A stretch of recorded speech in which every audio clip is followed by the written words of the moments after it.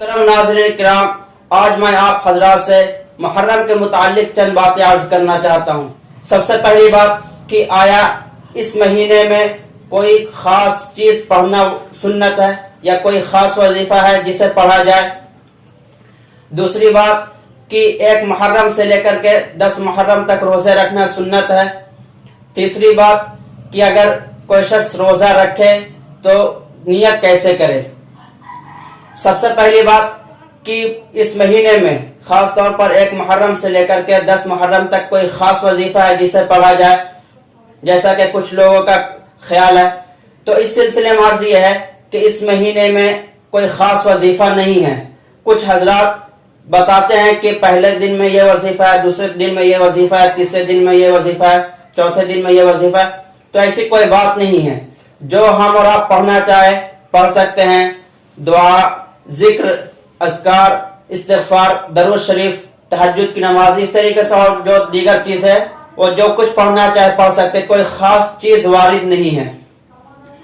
دوسری بات کہ 1 محرم سے لے کر کے 10 محرم تک روزے رکھنا سنت ہے، تو جی سنت نہیں ہے۔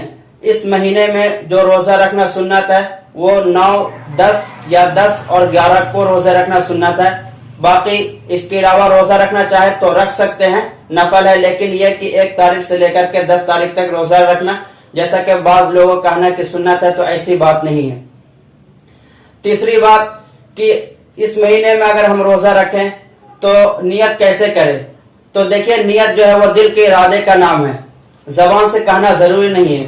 ہم اور آپ جو سحری کرنے کے لیے اٹھتے ہیں، سحری کرتے ہیں، تو یہ سحری کرنا ہی علامت ہے اس بات کی کہ ہم روزہ رکھنا چاہ رہے ہیں۔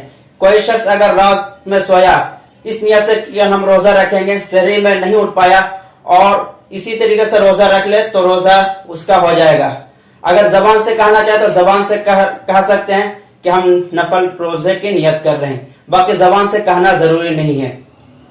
اس طریقے کی اور کچھ باتیں ہیں جو انشاءاللہ نیکسٹ ویڈیو میں بتلائیں گے۔ زندگی رہی تو پھر انشاءاللہ ملاقات ہوگی۔ اگر کوئی بات سمجھ میں نہیں آیا تو کمنٹ باکس میں کمنٹ کر کے